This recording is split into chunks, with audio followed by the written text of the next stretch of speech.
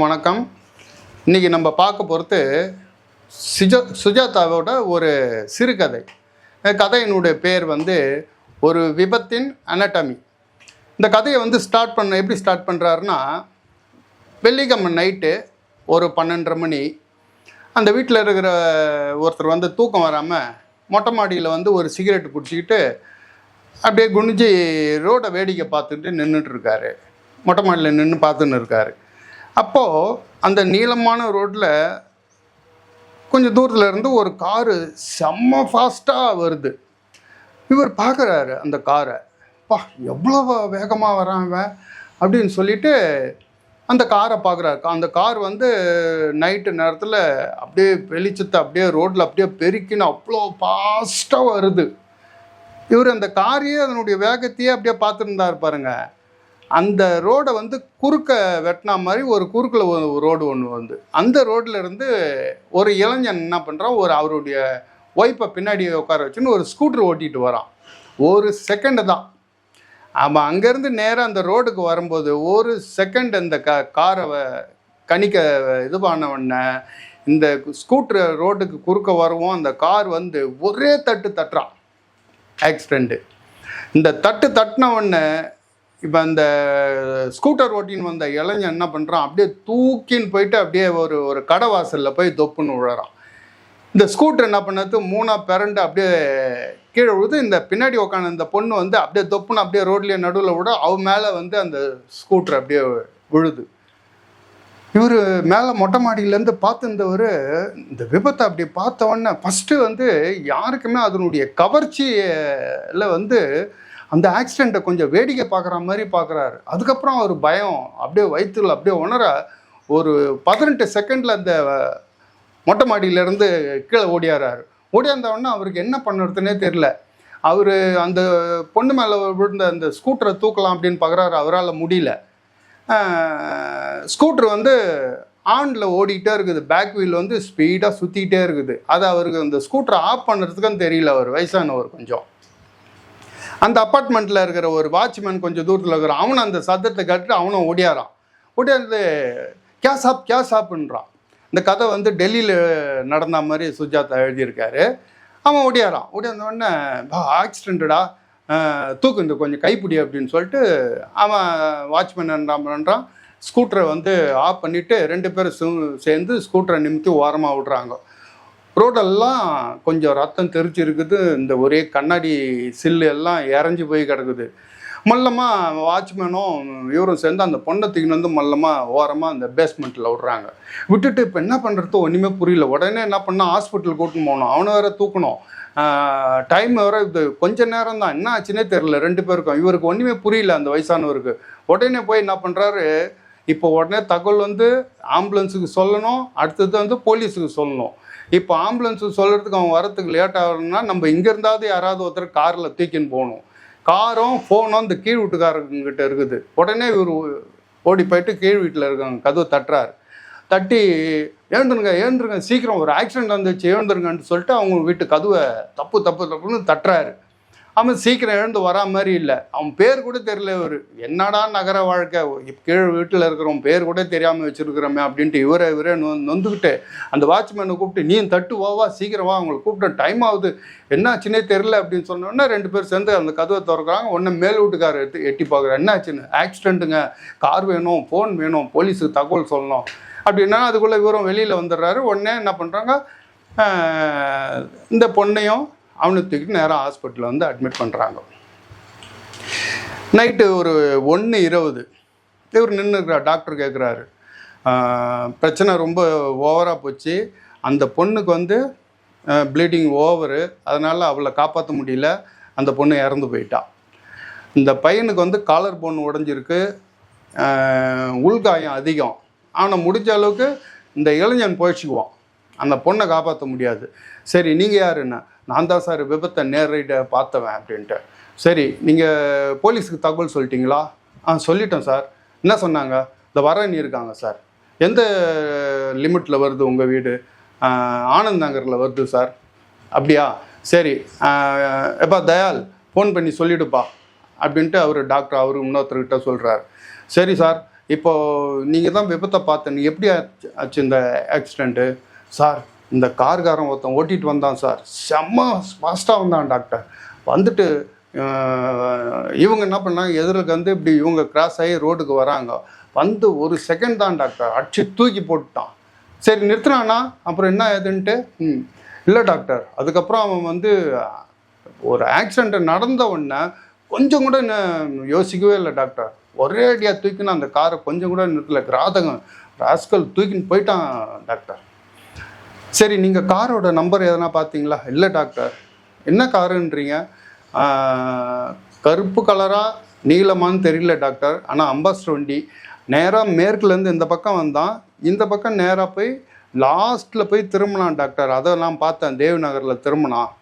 நான் கீழே வரத்தும்போது அந்த டெயில் லைட் வந்து ரெட்டில் வந்து லெஃப்டில் திரும்பிச்சு, அதை நான் பார்த்தேன் டாக்டர். வண்டி நம்பர் இல்லை. சரி சரி, நீங்கள் இங்கே நின்று பிரயோஜனம் கிடையாது, நீங்கள் ஆக்சிடென்ட் நடந்த இடத்துக்கு சீக்கிரம் போங்க, அங்கே போலீஸ் வந்திருப்பாங்க, அவங்க கேட்குற கேள்விக்கு நீங்கள் தான் பதில் சொல்லுங்க போய், ஏன்னா நீங்கள் தான் ஆக்சிடெண்ட்டை பார்த்துருக்கீங்க. இப்போ இவருடைய ஸ்கூட்டர் நம்பரு, அந்த ஸ்கூட்டரில் டிக்கியில் ஏதாவது இவருடைய அட்ரஸ் என்ன தெரிஞ்சிருந்தால் உடனே அவங்களுக்கு தெரிஞ்சவங்க யாராவது ஃபோன் பண்ணி சொல்லுங்கள் அப்படின்னோடனே இவரும் நேராக அங்கேருந்து ஆக்சிடெண்ட் நடந்த இடத்துக்கு இவர் இந்த வயசானவர் வரார். வந்த உடனே அங்கே போலீஸ்காரங்களாம் வந்துட்டாங்க, இன்ஸ்பெக்டர் வந்திருந்தார். வந்த உடனே யார் இது ஆக்சிடெண்ட்டை பார்த்தது அப்படின்னு. சார் நான் தான் சார், என் பேர் நடேசன் சார். எத்தனை மணிக்கு, நீங்கள் எப்படி பார்த்தீங்க? சார் நான் வீட்டில் தூக்கம் வரலன்ட்டு சொல்ல மொட்டை மாடியில் நின்றுருந்தேன். எக்ஸாக்டாக எத்தனை மணிக்கு நடந்திருக்குன்னு நினைக்கிறீங்க இந்த ஆக்சிடெண்ட்டு? சார் கரெக்டாக ஒரு 12:30 இருக்கும் சார், நான் மேலே நின்று பார்த்துருந்தேன் சார். கார் தான் சார் ஃபாஸ்ட்டாக ஓட்டிகிட்டு வந்தான் சார், ஒரு செகண்ட் கூட நிற்கலை சார், அடிச்ச உடனே தூக்கி போட்டு போயிட்டே இருந்துட்டான் சார், நிற்கவே இல்லை சார். சரி போயிட்டான் வந்துட்டான் அப்படின்ற உள்ளே ஓட்டிகிட்டு வந்த ஆளை நீங்கள் பார்த்தீங்களா? இல்லை டாக்டர், ஆனால் ஓட்டின விதம், நிறுத்தாமல் போனது, இதெல்லாம் வச்சு பார்க்கும்போது அது ஓட்டினது வந்து ஒரு எப்படியும் ஒரு ஆணாக தான் சார் இன்ஸ்பெக்டர் இருக்கணும், அதை வச்சு தான் நான் அவன் சொல்லிட்டு இருக்கிறேன் அப்படின்னு. இது ஒன்றையும் நீங்கள் சொல்கிற விவரம் பத்தாது. சரி வண்டி நம்பர் ஏதாவது பார்த்தீங்களா? இல்லை இன்ஸ்பெக்டர். வண்டி கலர் ஏதாவது தெரியுமா? கலர் தெரியல, ஆனால் இருட்டில் நான் நைட்டில் பார்த்தம்போது கரெக்டாக அவன் ஃபாஸ்ட்டாக போனதை பார்த்தா ஒன்று கருப்பு கலராக இருக்கணும், இல்லைன்னா கரு நீளமாக இருக்கணும். ஆனால் வண்டி மட்டும் அம்பாஸ்டர் வண்டி, அது நல்லா தெரியும் எனக்கு. இதே பக்கம் நேராக போய் லெஃப்டில் தேவ் நகருக்காக திரும்பினான், வந்தது மேற்குலேருந்து எப்படி வந்தான் இன்ஸ்பெக்டர், அது மட்டும்தான் தெரியும். நீங்கள் அவனை எப்படியாவது கண்டுபிடிக்கணும் டாக்டர், கண்டுபிடிச்ச அவனை சுற்றுங்க, அவனை மாதிரி ஒரு கிராதகம் இருக்கவே கூடாது. நீங்கள் அப்படிலாம் பேசாதீங்க நடேசன், நம்மளுடைய சட்டம்லாம் அவ்வளோ ஒன்றும் ஸ்ட்ராங் கிடையாது. அவன் வந்தான் தற்செயலாக அந்த விபத்து, அந்த இதுக்கு போய் வந்து சுடர்த்து தூக்கில் போட்டதுக்குலாம் சட்டம் நம்மக்கிட்ட இல்லை. அவனை எப்படியும் கண்டுபிடிச்சிடுவீங்களா இன்ஸ்பெக்டர்னு? எல்லாத்தையும் நாங்கள் எல்லாம் ஏற்பாடு பண்ணி எல்லாத்தையும் கண்டுபிடிச்சிருவோம். எப்படியும் கண்டுபிடிச்சி தான் ஆகணும். எப்படிங்க கண்டுபிடிக்கிறது? நீங்கள் ஸ்பீடாக வந்ததுன்றீங்க, இப்படி இருந்து வந்ததுன்றீங்க, கருப்பு கலர் காருன்றீங்க, அம்பாஸ்டர்ன்றீங்க, நேராக போய் லெஃப்டில் தேவ் நகரில் திரும்பிச்சுன்றீங்க. தேவ் நகரில் ஆமாம் இன்ஸ்பெக்டர், தேவ் நகரில் தான் திரும்பினான். இப்போ கூட சொல்கிறேன் நான், அவன் தேவ் நகரில் தான் எங்கேயோ ஒரு வீட்டில் நல்லா நிம்மதியாக படுத்து தூங்கினுக்கிறான். அவ்வளோ பெரிய ஆக்சிடெண்ட்டை நடத்திட்டு. தேவ் நகர் நிறுத்து எவ்வளோ பெரிய இடம் தெரியுமா உங்களுக்கு? அதில் எவ்வளோ வண்டி அம்பாஸ்டர் வண்டி இருக்குது தெரியுமா? அதில் எந்த வண்டியை போய் ஆக்சிடெண்ட் பண்ண வண்டின்ட்டு நீங்கள் எப்படி கண்டுபிடிப்பீங்க அவ்வளோ பெரிய ஊரில்? இல்லை இன்ஸ்பெக்டர், அந்த வண்டி வந்து எப்படியும் அந்த ஸ்கூட்டரில் இடிக்கும்போது ஆக்சிடெண்ட் எப்படியும் சப்பையாக இருக்கும், எப்படியும் அந்த ஃப்ரண்ட்டு ஹெட்லைட் உடஞ்சிருக்கும், ஏதாவது ஒன்று இருக்கும், அதை வச்சு நம்ம கண்டுபிடிக்கலாமே. சரி கண்டுபிடிச்சாலும் இந்த வண்டி தான் ஆக்சிடெண்ட் பண்ணுச்சு, இந்த வண்டியில் வந்தவன் தான் இந்த ஆக்சிடெண்ட்டை பண்ணான்ட்டு எப்படி நிரூபிக்கிறது? ஒரே ஒரு சாட்சி, நீங்கள் மேலேருந்து இந்த ஸ்பீடாக வந்து இடிச்சதை பார்த்த நீங்கள் ஒரே ஒரு சாட்சி தான் இருக்கிறீங்க. இதை வச்சு அவனுக்கு என்ன நம்ம தண்டனை வாங்கி கொடுக்குறது? அதெல்லாம் இல்லை இன்ஸ்பெக்டர், நீங்கள் எப்படி அவனை கண்டுபிடிக்கணும்? கண்டுபிடிச்சிட்டோம். சரி இப்போது அந்த காரோடைய பெயிண்ட் வந்து இந்த ஸ்கூட்டரில் இருக்கும்ல இன்ஸ்பெக்டர், அதை வச்சு கண்டுபிடிக்கலாமே. அந்த இன்ஸ்பெக்டர் சிரிச்சுக்கிட்ட, நீங்கள் ரொம்ப துப்புரியும் கதையெல்லாம் படிக்கிறீங்க போல இருக்கு. சரி ரைட்டு, நாங்கள் எல்லா இடத்துக்கும் நாங்கள் ஆளை அனுப்புவோம், நாங்கள் முயற்சி பண்ணுறோம் அப்படின்னு சொல்லிட்டு அவருங்க கிளம்பி போகிறாங்க.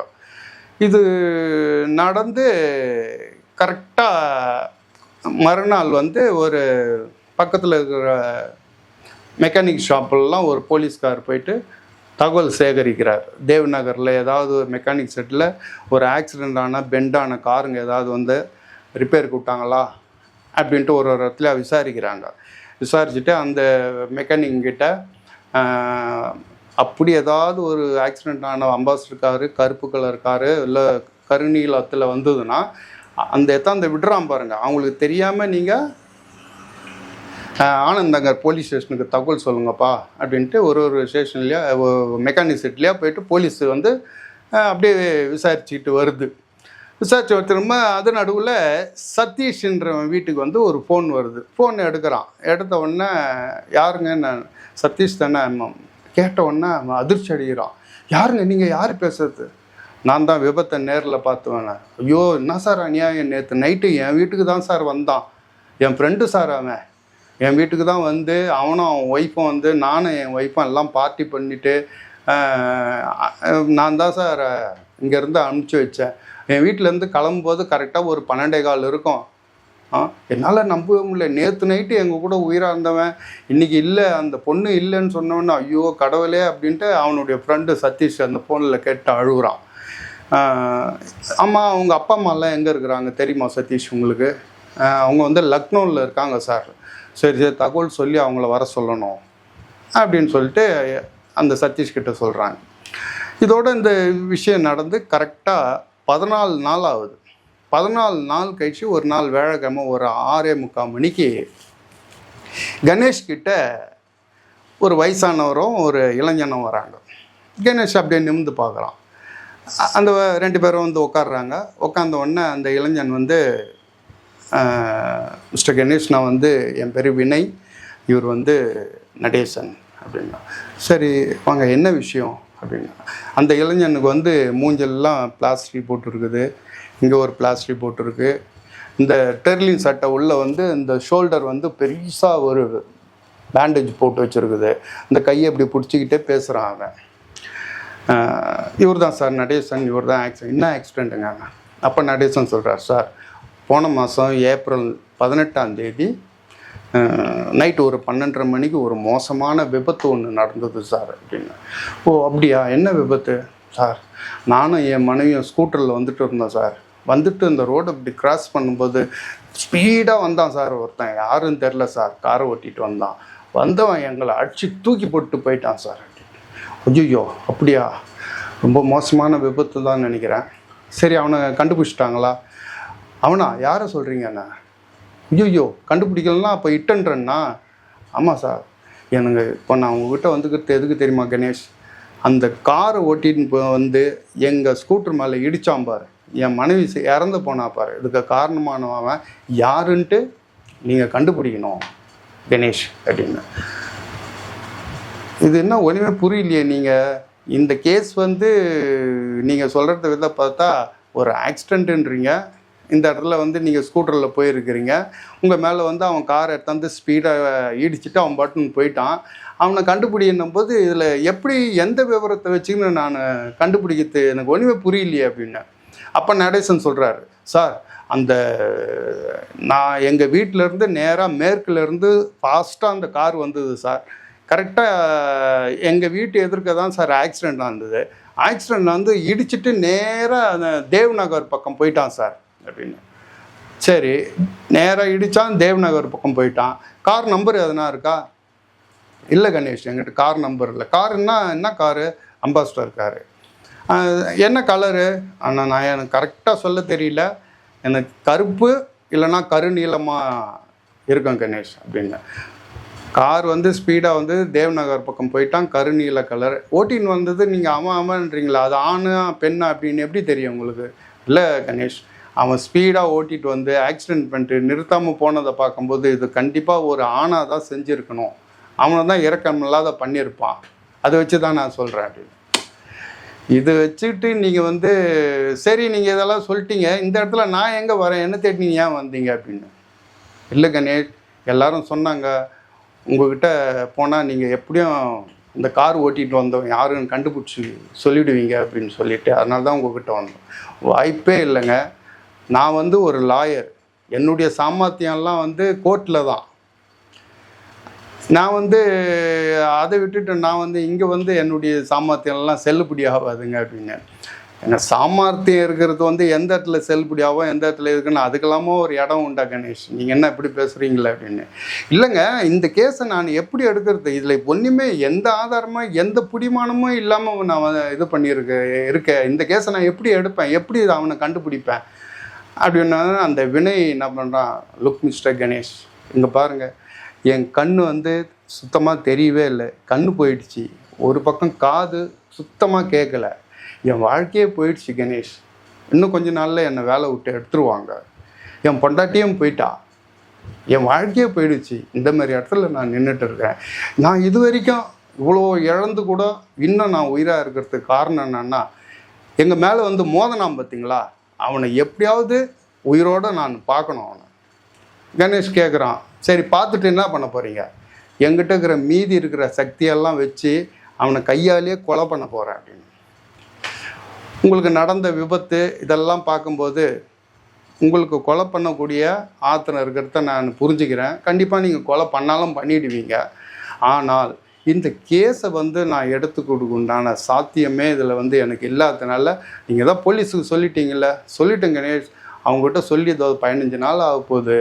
என்ன சொன்னாங்க, அந்த பார்க்குறோம், அவங்க எல்லாம் அந்த தேவ்நகரில் இருக்கிற எல்லாம் மெக்கானிக் செட்லாம் செக் பண்ணின்னு தான் இருக்கிறாங்க. ஆனால் இது வரைக்கும் ஒன்றுமே நடக்கலையே கணேஷ், அதுக்காக தான் ஒருத்தர் சொன்னாங்கன்னு சொல்லிட்டு உங்கள்கிட்ட பார்க்குறதுக்காக வந்தோம்.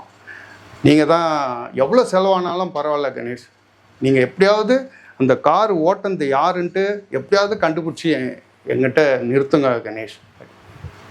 வாய்ப்பே இல்லை வினய், இது வந்து இந்த கேஸை வந்து நான் வந்து வேறு மாதிரி கேஸாக இருந்தால் கூட நான் லாயரு அந்த வேலையை பார்க்கலாம். இது போலீஸ் கேஸு, இது போலீஸ் தான் இது பண்ணணும். ரெண்டாவது நீங்கள் போலீஸ்கிட்ட சொல்லியிருக்கிறீங்க, அதனால் பொறுமையாக இருக்கலாம், பொறுமையாக இருங்க, கண்டிப்பாக கண்டுபிடிச்சிருக்கிறோம்.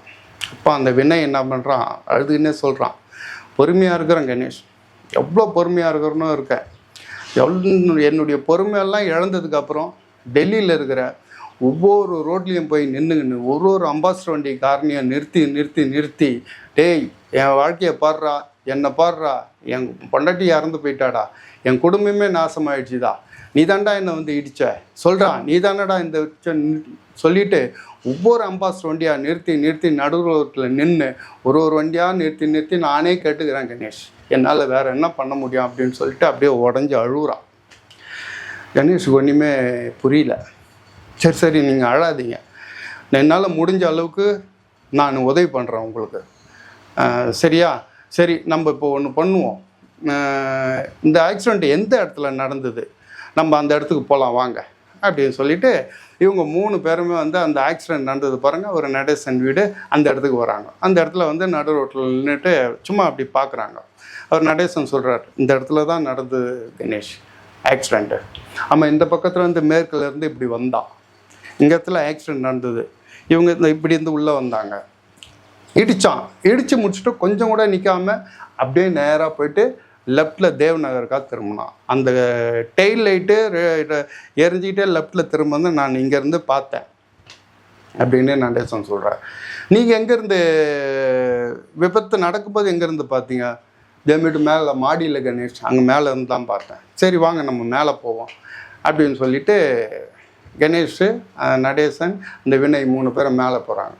கணேஷ் மேலேருந்து அப்படியே பார்க்குறான், அப்படியே ரோடெல்லாம் பார்த்துட்டு ஒன்றுமே புரியலையேன்னு அப்படியே தலை வாடுறான், கையிலேயே தலை வாரிட்டு அப்படியே யோசிக்கிறான், ஒன்றுமே புரியல, இதுலேருந்து என்ன பண்ணிடுது அப்படின்னு சொல்லிட்டு, சரி நடேசன், இந்த இடத்தினுடைய மேப்பு எனக்கு வேணும், கிடைக்குமா அப்படின்னு. இங்கே கார்ப்பரேஷன் ஆஃபீஸ்லேயே ஒரு மேப் இருக்குது, ஒன்றா நம்ம அங்கே போய் பார்க்கலாம். எனக்குன்னு சொந்தமாக ஒன்று வேணும் அப்படின்னா, இந்த பர்மா ஷெல்லுன்னு ஒரு இடம் இருக்குது, அவங்க வந்து இந்த இடத்தினுடைய ஒரிஜினல் மேப்லாம் விற்கிறாங்க, நம்ம ஒன்றா அதை ஒன்று வாங்கிக்கலாம் அப்படின்னு சொல்லிட்டு நேராக அங்கே போயிட்டு ஒரு மேப் ஒன்று வாங்கிக்கின்னு நைட்டு ஒரு 8:30 மணிக்கு கணேஷ் உட்காண்ட்ருக்கான். அவன் எதிர்க்க நிரஜான்னு அந்த பொண்ணு வந்து கணேஷோடைய செக்ரட்டரி. நான் நிரஜா, அந்த கேஸ் எனக்கு ஒன்றுமே புரியல, காரு ஸ்பீடாக வந்தது, ஆக்சிடெண்ட் நடந்த நேரம் வந்து நைட்டு 12:30 மணி, இந்த 2த்தை வச்சுக்கிட்டு கார் ஓட்டந்து யார், எப்படி நான் கண்டுபிடிப்பேன்?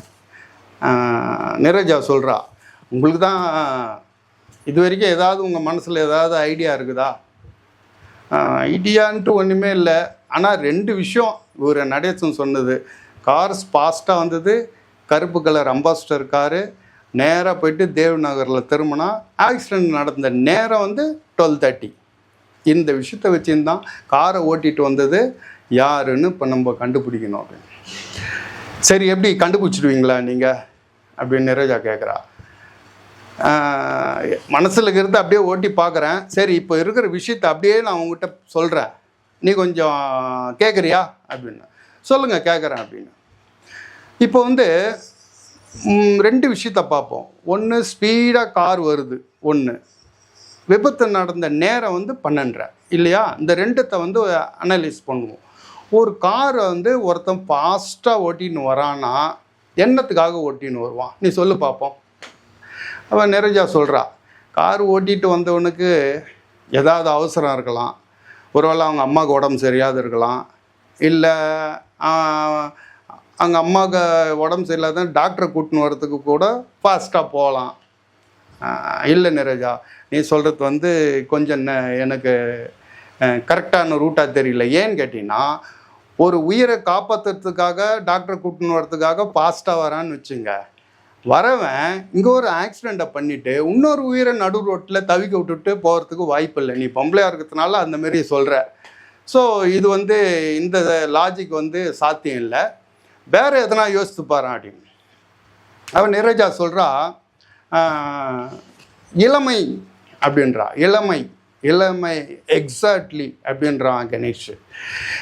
இந்த விஷயத்துக்கு வந்து ஒத்து போகுது. காரணம் என்னன்னா, சின்ன வயசு ஆளுங்களுக்கு வந்து 2 விதமான டிரைவர்ஸ் இருக்காங்க நம்ம டெல்லியில். ஒன்று, ரிங் ரோட்டில் வந்து ஃபாஸ்ட்டாக லாரியை ஓட்டின்னு போகிற சர்தார்ஜிங்க. இன்னொன்று வந்து அப்பாவுடைய பணத்தில் வாழ்கிறானுங்க பாரு, இந்த சின்ன வயசு பசங்க. அப்பா அம்மாவுக்கு தெரியாமல் காரை எடுத்துன்னு வந்து ஃபாஸ்ட்டாக ஓட்டுவானுங்க. அவனுங்களுக்கு வந்து இந்த இளமை, கையில் பணம், அப்பா கொடுக்குற பணம், அம்மா கொடுக்குற பணம், இதை வச்சுன்னு என்ன பண்ணுவானுங்க, ஜாலியாக காரை எடுத்துன்னு ஃபாஸ்ட்டாக வருவானுங்க. சின்ன வயசு அந்த இளமை துடிப்பில் ஃபாஸ்ட்டாக ஓட்டின்னு வருவான். ஓட்டிட்டு வரவன் ஒரு ஆக்சிடெண்ட்டு நடந்து போயிடுச்சுனால டக்குன்னு என்ன பண்ணுறான், என் மனசில் பயம் வர்றது எதை வச்சு என்ன பயம் வரேன்னா, போலீஸு. ஆக்சிடெண்ட் பண்ணிட்டோம், போலீஸ்கிட்ட மாட்டினா ஐ எம் கான் அப்படின்னு நினச்சிக்குவான். உடனே என்ன பண்ணுவான், இந்த இடத்த விட்டு நம்ம தப்பிச்சு ஓடி போயிடணும் அப்படின்னு தான் அந்த பசங்களுக்கு தெரியும். இந்த இளமையும் இந்த பணமும் இந்த வசதியாக இருக்கிற வீட்டில் இருக்கிற பசங்களுக்கு இது வந்து ரொம்ப சர்வசாதாரணம். காரணம் என்னென்னா, இந்த பசங்கக்கிட்ட எவங்ககிட்டயும் லைசன்ஸ் இருக்காது. லைசன்ஸ் எடுக்க வேண்டிய வயசாகி அந்த 18 வயசையும் அடைஞ்சிருக்க மாட்டானுங்க. ஸோ இந்தமாரி பிரச்சனையில் போலீஸ்கிட்ட மாட்டக்கூடாதுன்னு சொல்லிட்டு ஓடிடுவானுங்க. நீ சொல்கிறது வந்து இந்த இடத்துல கரெக்டாக வருது. சரி, வேறு என்ன உங்கள் மனசில் தோணுது அப்படின்னோடனே கணேஷ் என்ன பண்ணுறோம், அந்த ஒரு நிமிஷம் இரு அப்படின்னு சொல்லிட்டு ப்ரீஃப் கேஸ்லேருந்து அந்த மேப் வாங்கின்னு வந்தாங்கல்ல, அந்த மேப்பை டேபிள் மேலே வச்சு பிரிக்கிறான். இங்கே பாருங்க ராஜா, இது வந்து ஆக்சிடெண்ட் நடந்த இடம். அவர் நடேசன் சொல்கிறது வந்து இந்த பக்கத்தில் இந்த மேற்குலேருந்து கார் வந்தது அப்படின்றார். இது ஆக்சிடெண்ட் அந்த இடம். இந்த ஆக்சிடெண்ட் நேரத்தில் ஒரு பெருக்கல் குறி போட்டு வச்சுருக்கேன். இங்கே ஆக்சிடெண்ட் பண்ணுறான், இந்த பக்கம் நேராக போய் தேவ் நகரில் லெஃப்டில் திரும்பி போயிடுறான். இதுதான் நம்மக்கிட்ட இருக்குது. ஸோ இந்த இடத்த நீங்கள் செக் பண்ணி பார்க்கும்போது, இந்த பக்கத்துலேருந்து ஃபாஸ்ட்டாக கார் வருதுன்னா, இந்த காரு வரது இடத்துல வந்து யா வடிவில் ஒரு 3 ரோடு இந்த மெயின் ரோடில் வந்து சேருது. யா வடிவில்னா இப்படி இருக்குது, யா வடிவில். இதில் வந்து இந்த பக்கம் ரோட்டில் வந்திருக்கணும், இல்லை இந்த பக்கம் ரோட்டில் வந்திருக்கணும், இல்லை சென்டராக இருக்கிற ரோட்டில் வந்திருக்கணும். அப்படி கணக்கு போட்டு பார்க்குறான் கணேஷ்.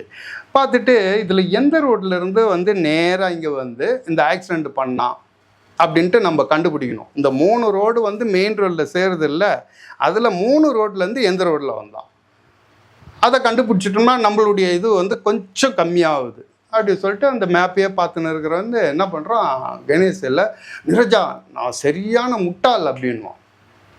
என்னங்க என்ன விஷயம் அப்படின்னு, இந்த ரோடை பாரு, இந்த யா வடிவில் இருக்குது இல்லை, இந்த யா வடிவில் இருக்கிற அந்த 3 ரோட்லேருந்து தான் ஏதோ ரோட்லேருந்து ஃபாஸ்ட்டாக வந்தான் அப்படின்னு சொல்லிட்டு நடேசன் சொன்னார். ஸோ அங்கேருந்து ஃபாஸ்ட்டாக வந்து அந்த ஜங்ஷன் அந்த யா வடிவில் ஒன்றா சேர்ற இடத்துக்கும் ஆக்சிடெண்ட் இடத்துக்கும் மிஞ்சி போனால் ஒரு 200 மீட்டர் இருக்கும்.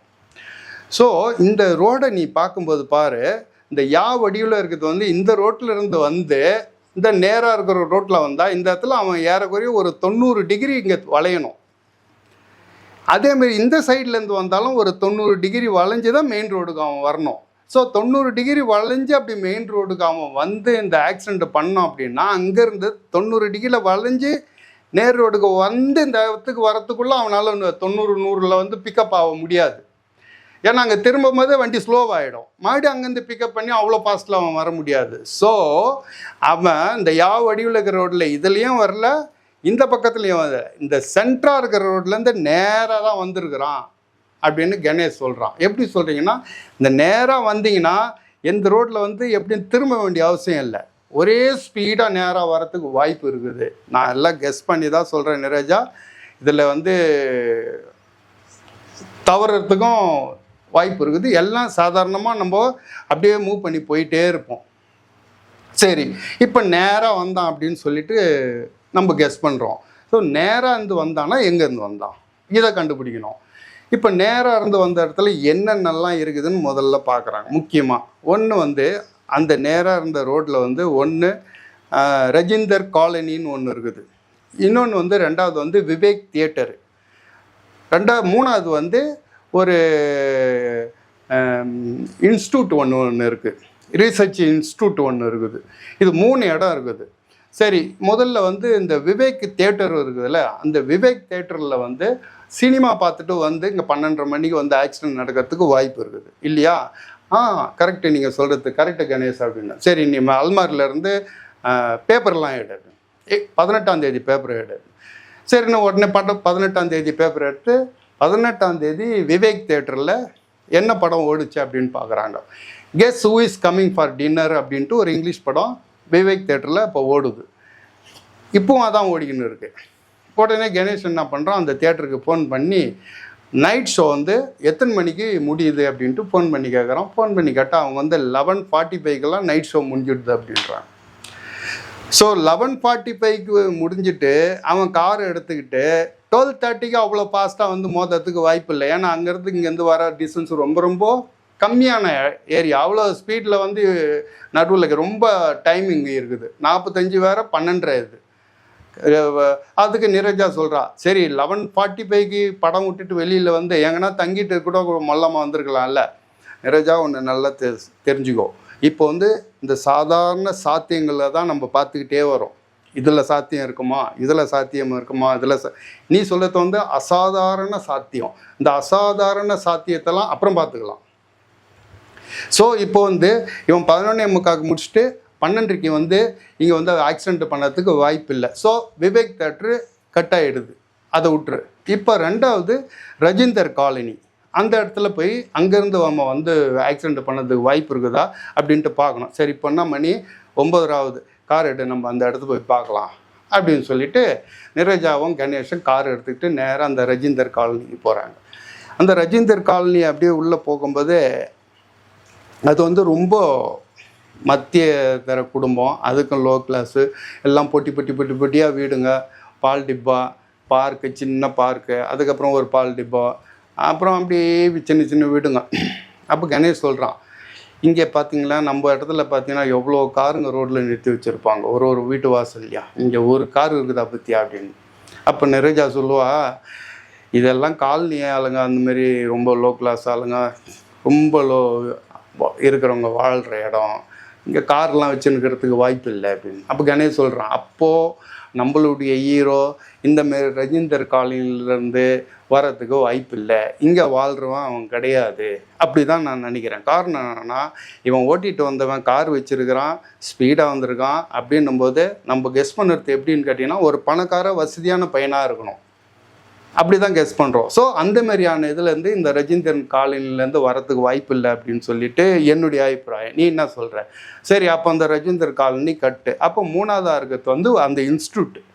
அந்த இன்ஸ்டியூட் எப்படின்னா அந்த நேராக அந்த ரோட்டில் வந்து கடைசியில் அந்த இன்ஸ்டியூட் இருக்குது. அந்த கடைசியில் இன்ஸ்டியூட் தாண்டினோம்னா அதுக்கு அண்ணாண்டியும் ஒரு ரோடு போய் ஒரு ஊர் ஒன்று வருது.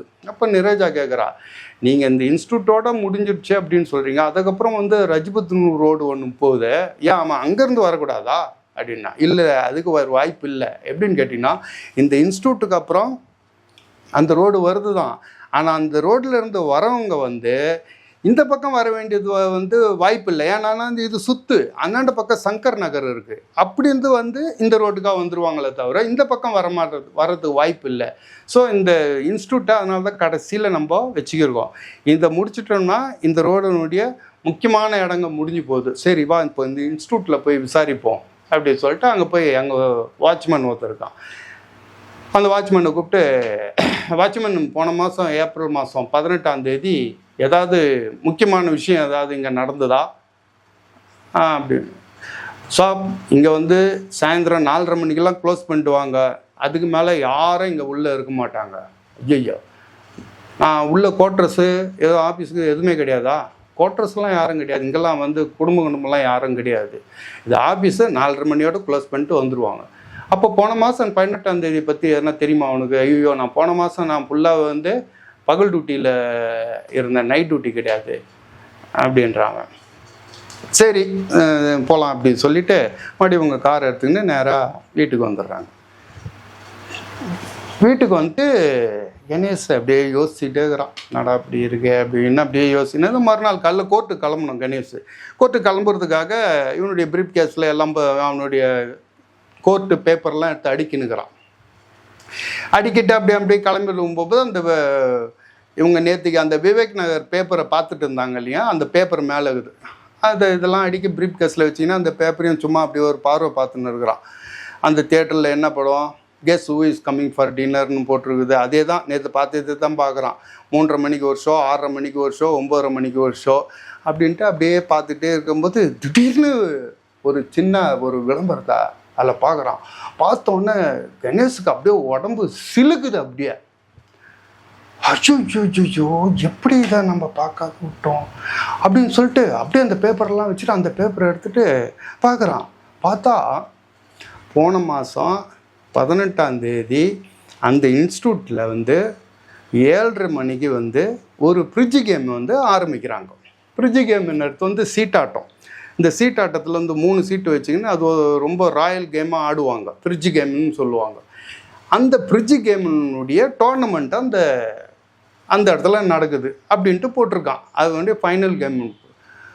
அப்படியே கணேஷுக்கு உடம்பெல்லாம் அப்படியே வேர்த்து கொட்டுற மாதிரி முத்தா நெத்திலாம் வேர்வை. உடனே ஃபோன் எடுத்து அந்த இன்ஸ்டியூட்டுக்கு ஃபோன் பண்ணுறான். ஃபோன் பண்ணோடனே அந்த ஒரு பொண்ணு எடுக்கிறா. யார் வேணும் உங்களுக்கு, என்ன வேணும்?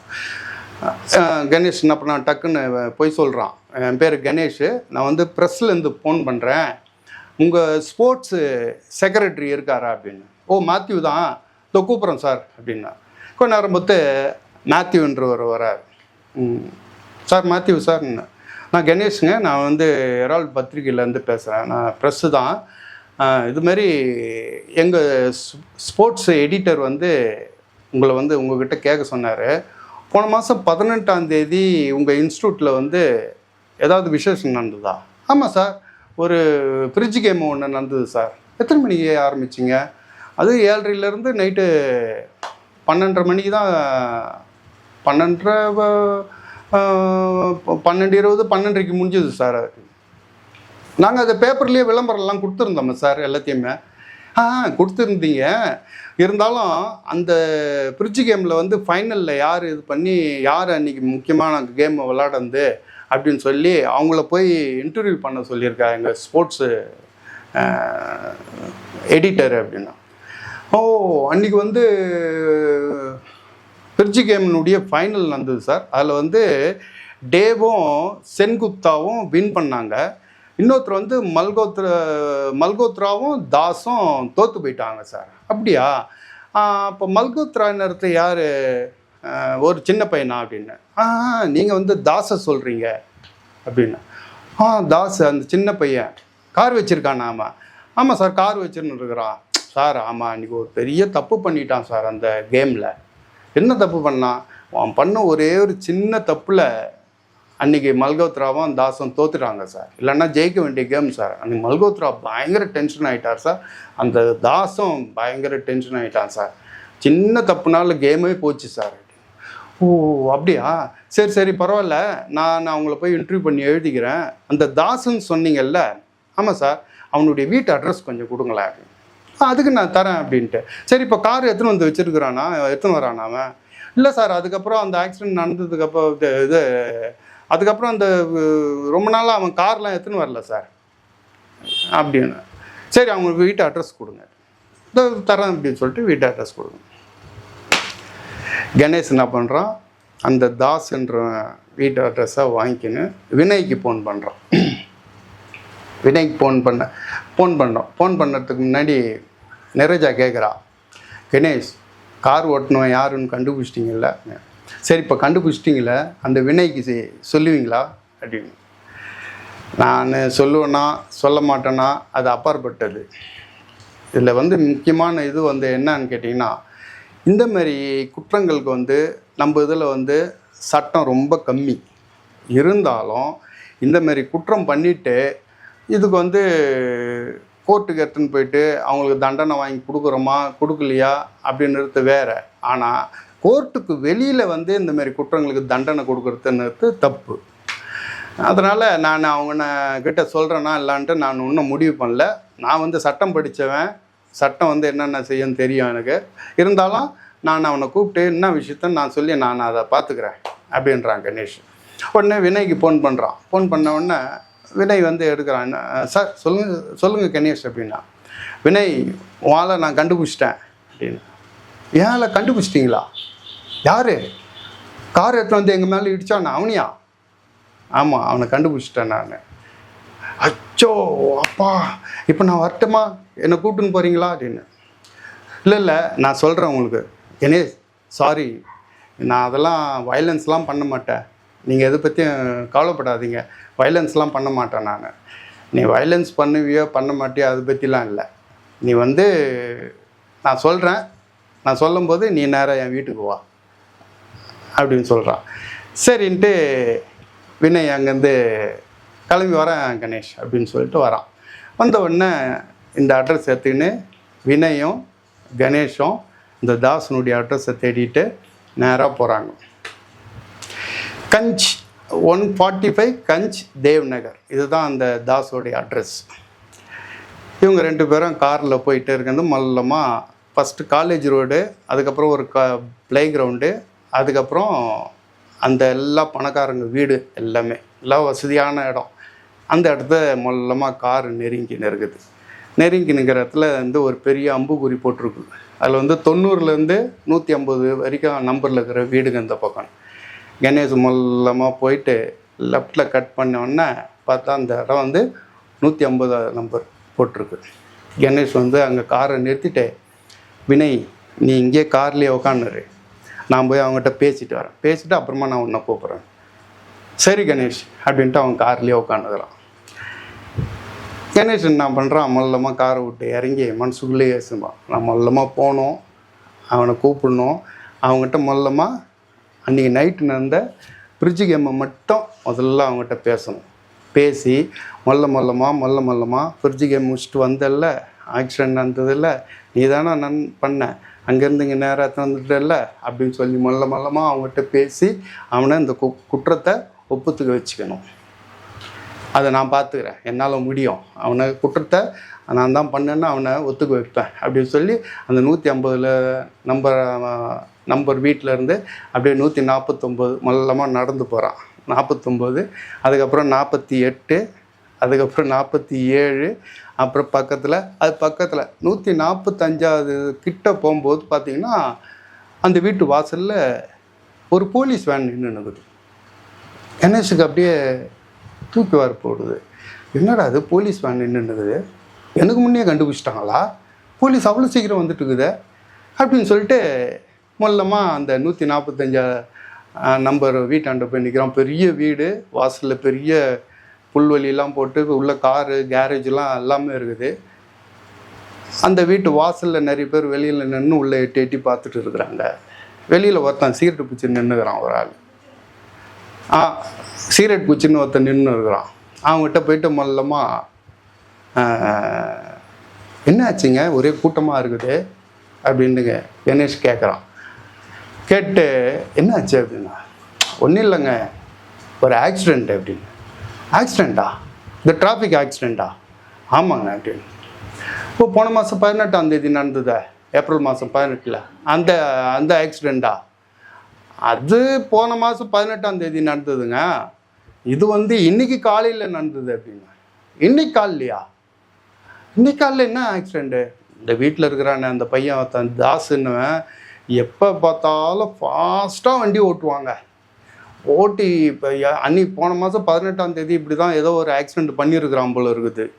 அந்த காரை கூட எடுத்துன்னு வந்து அப்படியே உள்ள கேரேஜில் விட்டு வச்சுருக்கிறான். அதுக்கப்புறம் அவன் எடுக்கவே இல்லை. இன்றைக்கி அவனுடைய பையனுடைய அவன் தெரிஞ்ச பையனுடைய அவன் ஃப்ரெண்டோடைய காரை எடுத்துகிட்டு போயிட்டு நேராக திரும்பிட்டு ஒரு பஸ்ஸில் போய் இடிச்சிருக்கிறாங்க. ஐயோ இடிச்சிட்டு அவ்வளோதாங்க ஸ்பாட்லேயே இறந்து போயிட்டாங்க. ஸ்பாட்லேயே தாஸ் இறந்து போனான் அப்படின்னு சொல்கிறான். ஓ இதை கேட்ட உடனே அப்படியே கணேஷ் அப்படியே மனசுக்குள்ளேயே அப்படியே ஏற்றிட்டு இந்த விஷயத்தை மனசுல கேள்விப்பட்டு சந்தோஷப்படுறதா துக்கப்படுறதா ஆணவப்படுறதா ஒன்றுமே தெரியாமல் அப்படியே வினய்கிட்ட தகவல் சொல்கிறதுக்கு கணேஷ் மொல்லமாக காரை நோக்கி நடந்து சென்றான் அப்படின்னு முடிச்சிருப்பார் சுஜாதா. இந்த கதையை வந்து ஏறக்குறைய ஒரு 30 வருஷத்துக்கு முன்னே எழுதியிருக்கிறாரு. அந்த கதையினுடைய வீரியம் இன்றைக்கி நீங்கள் அந்த புக்கை எடுத்து படித்தா கூட அவ்வளோ இன்ட்ரெஸ்டாக இருக்கும். பாதி ராஜ்யம் அப்படின்ற புக்கில் எழுதியிருப்பார், படித்து பாருங்கள். இந்த கதையை நான் கரெக்டாக சொன்னேன்னா என்னான்னு தெரியல. நீங்கள் படித்து பார்த்தீங்கன்னா இன்னும் உங்களுக்கு இன்ட்ரெஸ்டாக இருக்கும். இந்த வீடியோ உங்களுக்கு பிடிச்சிருந்ததுன்னா லைக் பண்ணுங்கள், ஷேர் பண்ணுங்கள், சப்ஸ்கிரைப் பண்ணுங்கள், கமெண்ட்ஸ் பண்ணுங்கள். நம்ம அடுத்த வீடியோவில் பார்ப்போம். பை.